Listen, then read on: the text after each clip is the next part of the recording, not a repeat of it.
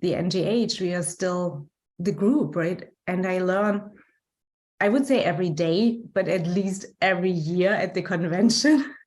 Great place to learn, to connect, to exchange what goes well and what we struggle with, right? These are the things I think we become mentors to each other.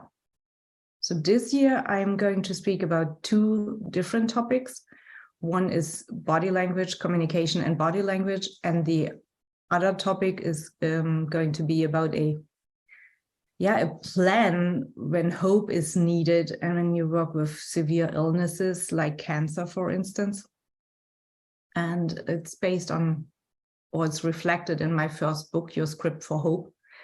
And it's kind of a roadmap, what I do with my clients when they come and seek help, when they have a devastating diagnosis, when they have received a diagnosis, which usually gets along with a prognosis. And this is not necessarily what we have to fulfill, right? We don't have to fit into that scheme of prognosis. And oftentimes, and I'm assuming many of us have the same experience, people come and see us as hypnotists as their last resort. Oftentimes I hear them saying, them means my clients saying, you are my last hope. And this little bit of hope, this is what we should kindle. And when people have hope again, then they feel they can take action. I mean, hope doesn't help, doesn't really heal, right? But it's necessary to empower us to take action.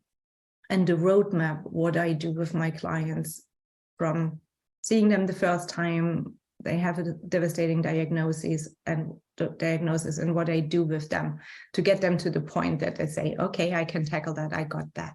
And the other one I mentioned first is body language.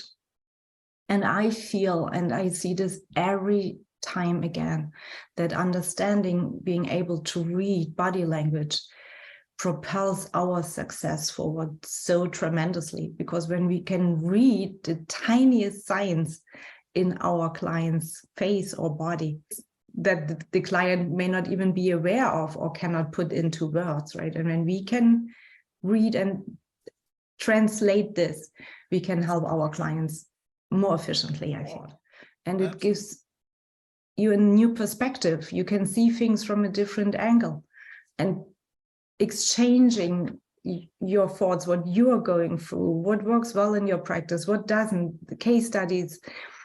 This is, I think, one of the main things, the main reasons to attend the convention, to meet and exchange and make connections and reconnect with people you have not seen for a year or even longer, right? Sure.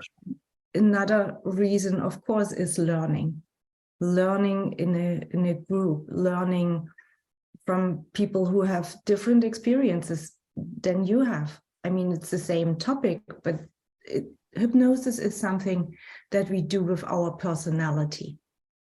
And the personal touch, the addition to the technique, I think makes it so unique. And this is the art of doing hypnosis. And when you can see other people apply the same technique, you can learn, right? And sometimes it's the tiny things.